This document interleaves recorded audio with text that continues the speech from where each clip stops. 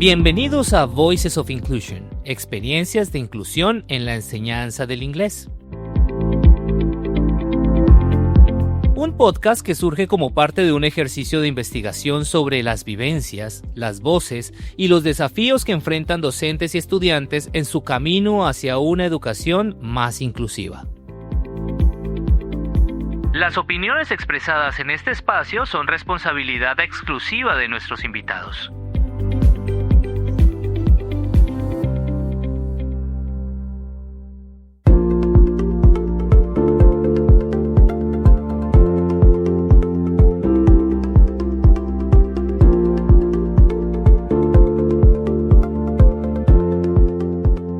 Hola, bienvenidos a Voices of Inclusion, experiencias de inclusión en la enseñanza del inglés, un espacio donde exploraremos la inclusión en las aulas de inglés. Les habla Stephanie Osorio Ramírez, docente e investigadora. Lo que están escuchando ahora mismo es un podcast que nace de mi experiencia en la maestría en didáctica del inglés de la Universidad Surcolombiana y mi deseo constante de mejorar, adaptar y flexibilizar mis prácticas docentes. En los episodios anteriores hemos hablado sobre las prácticas inclusivas en las aulas del inglés y los desafíos que enfrentan los docentes al trabajar con estudiantes neurodivergentes. Pero ahora surge una pregunta clave: ¿qué están haciendo las instituciones para apoyar realmente la educación inclusiva? Como lo prometido es deuda y en aras de buscar responder a esta pregunta, en este episodio de Voices of Inclusion, experiencias de inclusión en la enseñanza del inglés, hablaremos del DUA. ¿Qué es el DUA y por qué es tan importante en el ámbito educativo? Voices of Inclusion. Experiencias de inclusión en la enseñanza del inglés.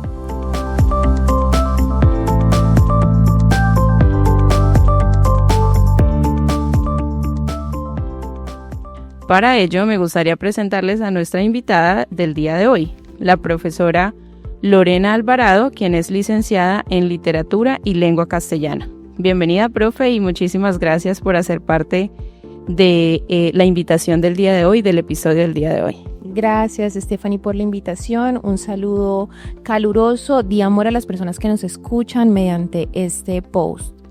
Muchísimas gracias a ti, profe. Bueno, quisiera iniciar, profe, con una pregunta que yo creo que nos hacemos todos. Cuando hablamos del DUA, entiendo que nos referimos al diseño universal para el aprendizaje. Pero, bueno, ¿cuál es su propósito inicial o cuál es su propósito principal en la educación, profe? Bueno, para empezar hay que entender que el diseño universal para el aprendizaje es un enfoque educativo que busca crear entornos de aprendizaje inclusivos, flexibles y accesibles para todos los estudiantes, independientemente de sus habilidades, estilos de aprendizaje o necesidades. Cuando hablamos del propósito, nos enfocamos en el tema de garantizar que todos los estudiantes tengan igualdad de oportunidades para aprender. Súper interesante, muchísimas gracias, profe. También había escuchado algo sobre los principios, no sé si nos pueda compartir, porfa, ¿cuáles son los principios del DUA? Claro que sí, Stephanie. Los principios del DUA están organizados según 3 redes neuronales claves del cerebro implicadas en el aprendizaje, que tratan del por qué, el qué y el cómo del aprendizaje. Cada principio incluye una serie de pautas que orientan la práctica docente. Cuando hacemos un desglose del por qué, el qué y el cómo del aprendizaje, nos enfocamos a lo siguiente. Primero, formas de representación. Segundo, formas de acción y expresión. Tercero, formas de implicación. En la número 1, que es del qué del aprendizaje, como docentes debemos intentar ofrecer diferentes maneras de presentar la información, ya sea visual, auditiva, textual, manipulativa, etc. Cuando nos referimos a el cómo del aprendizaje, permitimos que los estudiantes demuestren lo que saben a través de diferentes medios: escritos, orales, gráficos, esquemas, arte. Y cuando nos referimos a el por qué, motivamos y comprometemos a los estudiantes considerando sus intereses, preferencias y niveles de desafío. Se escucha muy fácil, profe. Pero sí. Bueno, nosotros hemos estado con algunos otros invitados y muchísimas gracias por lo que nos cuentas acerca de los principios del DUA.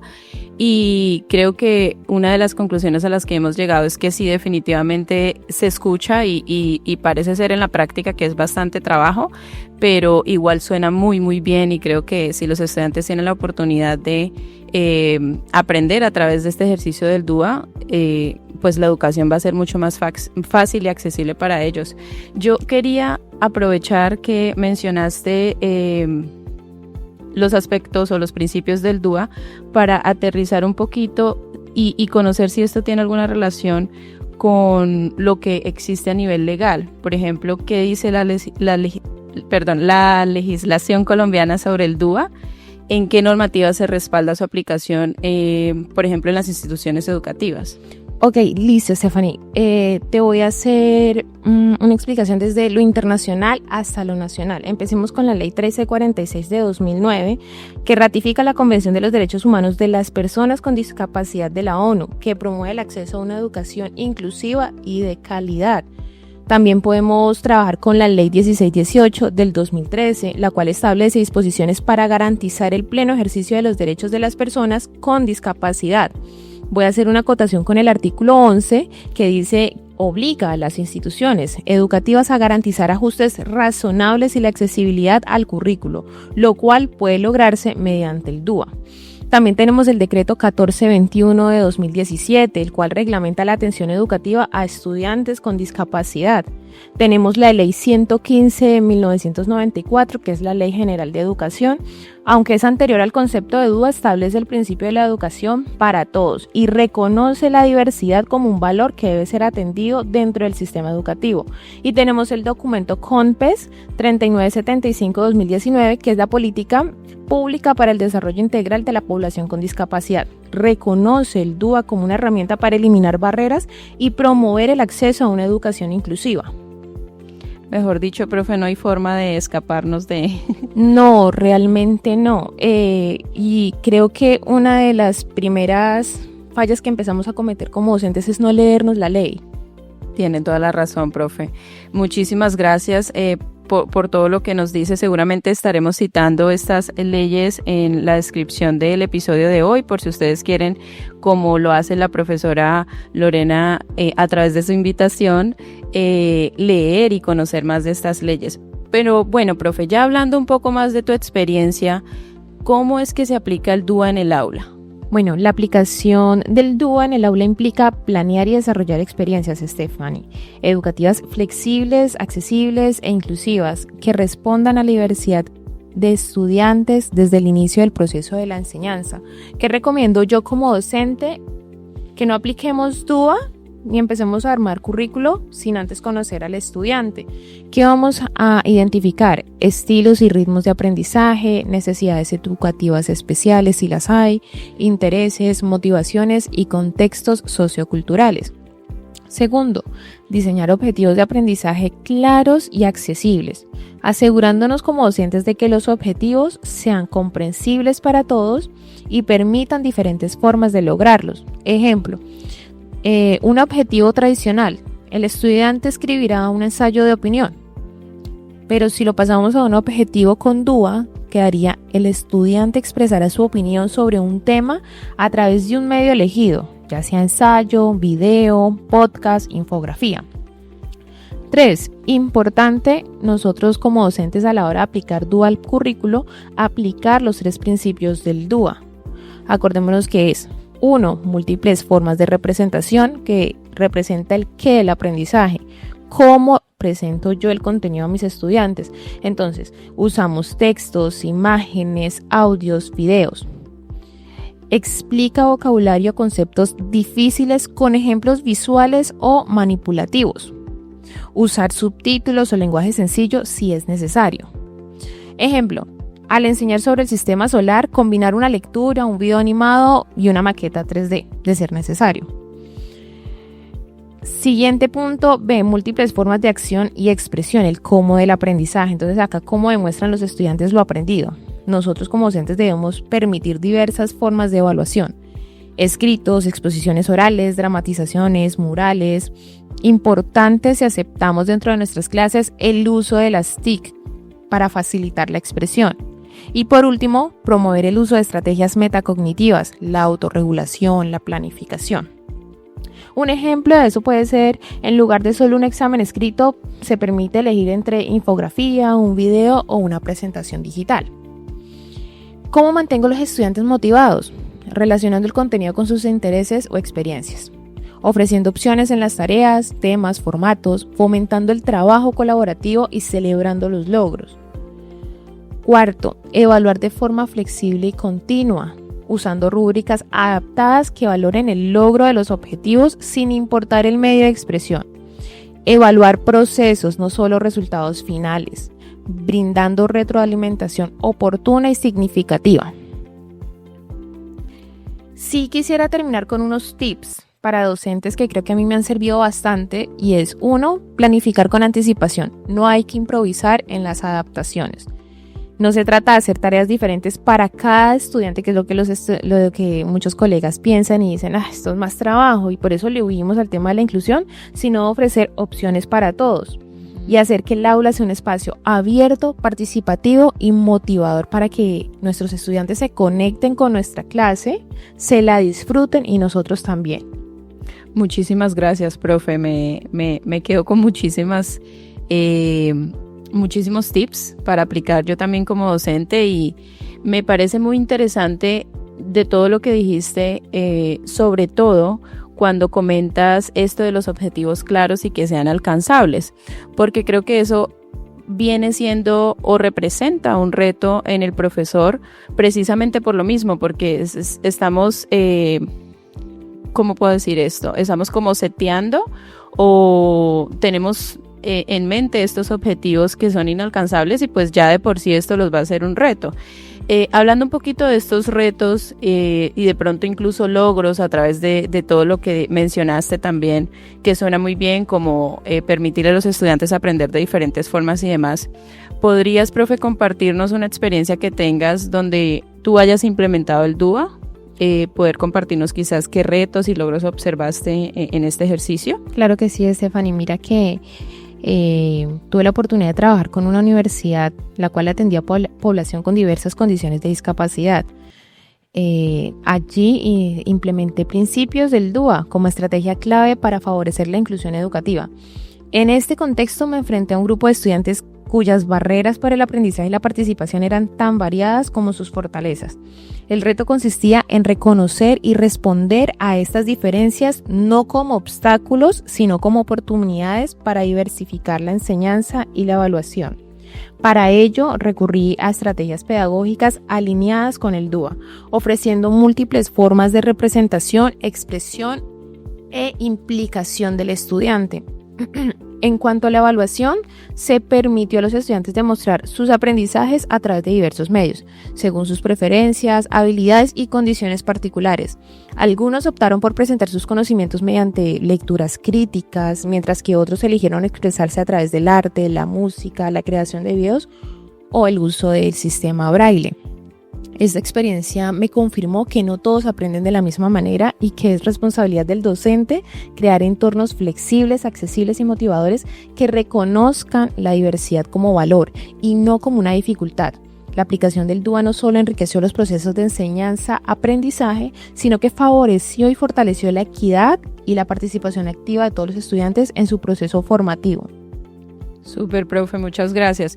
Profe, bueno, tú nos compartes esta experiencia pues a partir de lo que viviste. Sin embargo, yo recuerdo que al inicio de este episodio, y no sé si la audiencia lo recuerde, nos mencionaste que pues iniciaste como con un choque porque no conocías nada del tema, ¿cierto? Como que, mejor dicho, aprendiste por experiencia, pero no digamos por capacitación o que hayas tomado un curso, que te hayas informado antes al respecto. Entonces, basado en esto, profe, y en tu experiencia, ¿cómo puede un docente comenzar a implementar el DUA si no ha recibido ninguna formación específica? De pronto, ¿qué estrategias aparte de las que ya nos has dado, podría el profesor o la profesora buscar? ¿Qué pasos iniciales tomar? Algunas recomendaciones con respecto a esto, profe, por favor. Claro, Stephanie, bien lo dices, yo empecé con conocimiento cero, pero con mucha curiosidad, que creo que eso fue lo que rompió barreras y me ha dado el conocimiento, la experiencia que tengo hasta este momento. Mi recomendación es, primero, adoptar una mentalidad inclusiva, reconocer la diversidad del aula y comprometerse como docente con una enseñanza que responda a las distintas formas de aprender. No se trata de hacer más trabajo, sino de hacerlo de manera más flexible e intencional. Segundo, importante conocer a los estudiantes que tenemos en el aula. Antes de aplicar estrategias hay que observar y escuchar qué les motiva, qué dificultades presentan, qué prefieren aprender. Tercero, iniciar con pequeñas acciones basadas en los principios del DUA, el qué, el cómo, el por qué. Cuarto, utilizar recursos gratuitos y accesibles. Hay que explorar guías básicas, videos explicativos o infografías respecto al DUA. Muchos están disponibles en sitios como del Ministerio de Educación o plataformas como cas.org. Hay que participar en redes de docentes o grupos de intercambio de experiencia, que esto ayuda mucho a que no encontremos información en el marco teórico, pero que en el aula un estudiante coincide o hay un caso que coincide con uno que yo me encuentro en el aula. Quinto, hay que reflexionar y ajustar. Hay que evaluar qué funcionó dentro de la búsqueda y qué no. Hay que pedir retroalimentación de los estudiantes. Esto es muy de la mano porque hay que quitarnos de ese estigma de la mente de que nosotros como docentes lo sabemos todo y no. Realmente estamos en una década donde los estudiantes se vuelven más participativos en clase y se adueñan de esa clase. Ya no es el docente el dueño de la clase, sino que es el estudiante. Y hay que ajustar la planificación con base a esa experiencia. Entonces, todo esto se debía hacer antes de sentarnos a planear, antes de ajustar un currículo.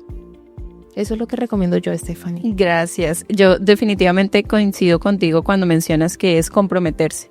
Y creo que todos los pasos que has dado, las estrategias y los tips que nos has compartido el día de hoy, definitivamente están representados por esta palabra de compromiso. Basado en ello, profe, de pronto, ya lo has mencionado anteriormente, pero si pudiéramos retomar un poquito en ¿qué beneficios entonces has notado en los estudiantes cuando el DUA se implementa con compromiso, como lo mencionaste anteriormente, y creatividad? No, Stephanie, es que esta pregunta me gusta mucho porque realmente nos soluciona muchos inconvenientes que acá entre colegas sabemos que nos enfrentamos al aula. Primero, mayor participación y motivación. ¿Por qué? Porque ya hemos conocido al estudiante. Desarrollo de la autonomía. Reducción de la ansiedad y el estrés académico de los estudiantes. Mejora, obviamente, el rendimiento académico. Hay inclusión real y una equidad en el aula. También encontramos mayor creatividad y pensamiento crítico. Y además, mejora el clima en el aula. Lo hace un ambiente sabroso para ir a dictar una clase, para vivirla con los estudiantes, que los estudiantes te vean a ti y digan qué delicia disfrutarme esta clase, me encanta esta clase. Entonces creo que son muchos beneficios y que se relacionan mucho con a veces nuestras dificultades a la hora de encontrarnos con los chicos en el aula, que decimos no, mira, es que no me participan, tengo un grupo que no participa, que no, toca como darles la mano. No, si aplicamos de manera correcta el DUA, veremos un cambio pronunciado en los aulas, en los chicos, en su motivación, en su participación. Creo que es lo que me llama a mí más la atención con respecto al DUA, precisamente que abarca a todos los estudiantes, ¿no? Es cierto que este podcast habla de las experiencias incluyentes que han tenido los profesores en sus aulas y creo que eso definitivamente cubre a todos los estudiantes independientemente de que tengan o no un diagnóstico. Entonces, eso definitivamente es lo que me encanta del DUA y como tú lo mencionas, pues que nos va a permitir casi que 2 pájaros de un solo tiro, de pronto cubrir otras necesidades que hay, algunos otros factores que encontramos como dificultades los docentes en las aulas. Y bueno, también me encantó que mencionaste el aspecto de ser equitativos, de buscar esta igualdad en el salón de clases y para ello y para quienes nos escuchan, profe, ¿por qué crees que el DUA es clave para construir una educación realmente inclusiva en Colombia? Porque responde directamente a las realidades y desafíos del sistema educativo colombiano. caracterizado por su diversidad cultural, social, étnica y funcional. Aparte, sabemos que Colombia es un país diverso, promueve la equidad y no la uniformidad, transforma la inclusión en una práctica cotidiana, el DUA está respaldado por la legislación educativa colombiana, además empodera al docente y dignifica al estudiante, y lo más importante es porque enseña a aprender para la vida. Considero que estas competencias son fundamentales para formar ciudadanos activos y participativos en una sociedad incluyente y democrática. Súper, profe, yo creo que ese es el espacio para el típico comercial de ¿y tú? ¿Qué esperas para aplicar el DUA en tu aula de clase? Total. Muchas gracias, profe. Bueno, finalmente quiero pues agradecerte a ti y obviamente a toda la audiencia por escucharnos, por quedarse hasta esta parte del episodio. Voices of Inclusion. Experiencias de inclusión en la enseñanza del inglés.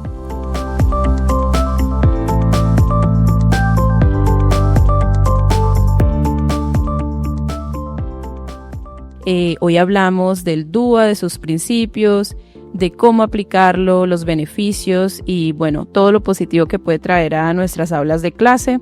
Nuevamente gracias a ti, profesora Lorena, por habernos acompañado en el episodio de hoy y quizás te gustaría compartirnos tus redes sociales o algún correo en caso de que alguien de nuestra audiencia quiera contactarte. Claro que sí, Stephanie, me pueden encontrarle en Facebook como Lorena Alvarado o un contacto directo clorenacalvarado@gmail.com. Súper, muchas gracias. Igual recuerden que van a encontrar todos los recursos de los que hablamos hoy compartidos en la descripción de este episodio, así como el contacto que la profe nos acaba de compartir. Profe, bueno, finalmente te invito a que nos despidamos de la audiencia que nos acompañó el día de hoy. Vale, Stephanie, primero pues muchas gracias a ti por la invitación, a todos los que nos están escuchando, gracias por quedarse hasta el final. Me ha encantado realmente participar en este podcast y creo que si tuviésemos más tiempo nos quedaríamos acá unos 45, una horita hablando de este tema porque se nutre por todos lados. Muchísimas gracias, Stephanie, por la invitación. Estoy encantada. A ti, profe, con todo el gusto, siempre bienvenida. E igualmente a nuestra audiencia, muchísimas gracias, así como lo mencionó la profe Lorena, por quedarse hasta el final de este episodio. Recuerden que esta es una continuación de un episodio anterior. Les habló Stephanie, quien está profundamente agradecida con ustedes. La audiencia nos llena a nosotros saber que tenemos una audiencia como ustedes escuchándonos. Nuevamente, gracias por escuchar este podcast Voices of Inclusion, experiencias de inclusión en la enseñanza del inglés, y nos vemos en un siguiente episodio. Bye bye. Voices of Inclusion. Experiencias de inclusión en la enseñanza del inglés.